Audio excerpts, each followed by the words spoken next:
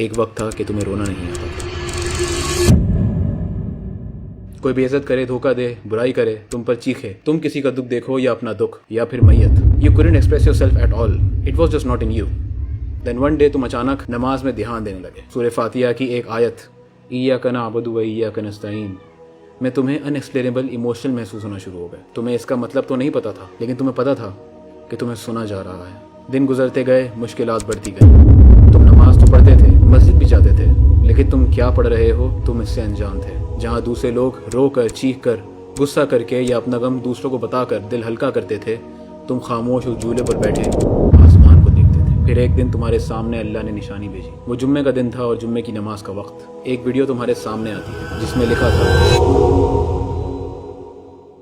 جب بندہ یہ کہتا ہے الحمدللہ رب العالمین تو اللہ تعالیٰ فرماتے ہیں حمدنی عبدی, میرے بندے نے میری حمد کی. جب بندہ کہتا ہے مالک یوم الدین, وہ جزا و سزا کے دن کا مالک ہے, اللہ کہتا ہے میرے بندے نے میری بزرگی بیان کی. اب جب کہا ایاک نعبد و ایاک نستعین, ھذا ما بینی و بین عبدی, یہ میرے اور میرے بندے کے درمیان ہے. یہ عہد ہے, یہ قول و قرار ہے, یہ معاہدہ ہے, یہ وعدہ ہے بندے کا اپنے رب کے ساتھ. لہذا میں نے اپنے بندے کو دیا جو اس نے مانگا. میری اعانت, میری مدد اس کے شامل حال رہے گی. میری توفیق, میری تحسین ہمیشہ اس کا ساتھ دے گی. لہذا جو بھی کچھ اس نے مانگا ہے کہ اہدنا الصراط المستقیم صراط الذین انعمت علیہم غیر المغضوب علیہم ولا الضالین ھذا لعبدی ولعبدی ما سأل, جو میرے بندے نے مانگا میں نے گرانٹ کر دیا, دے دیا.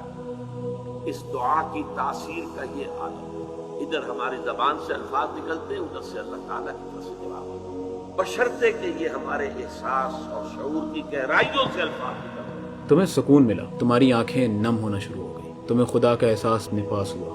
اذان ہوئی, تم مسجد کے لیے نکلے. تم اچانک محسوس کرنے لگے کہ تمہیں اللہ مل گیا. تمہارے قدم مسجد کی طرف بڑھنے لگے. راستے بھر تم شکر گزار تھے, اللہ کی دی ہوئی نعمتوں کا شکر کر رہے تھے, آسمان کو مسکرا کر دیکھ رہے تھے. جماعت کھڑی ہوئی اور تلاوت ہوئی سورہ فاتحہ کی. تمہیں رونا آ گیا, آنسو اس بار چہرے تک آ چکے تھے. تمہیں وہ ہر پل یاد آیا جب تم مشکل میں تھے اور اللہ نے عین موقع پر تمہیں اس مشکل سے نکال لیا. سورہ فاتحہ ختم ہوئی اور امام نے پہلی بار جمعے میں وہ سورہ پڑھی جو تم نے آج تک جمعے کی نماز میں نہیں سنی تھی. فَبِأَيِّ آلَاءِ رَبِّكُمَا تُكَذِّبَانِ, تم اپنے رب کی کون کون سی نعمتوں کو جھٹلاؤ گے. تمہارے آنسو زمین پر گرنے لگے, کبھی فرش پر تو کبھی تمہارے پیروں پر. یہ کہانی میری ہے اور اب سے تمہاری بھی. جب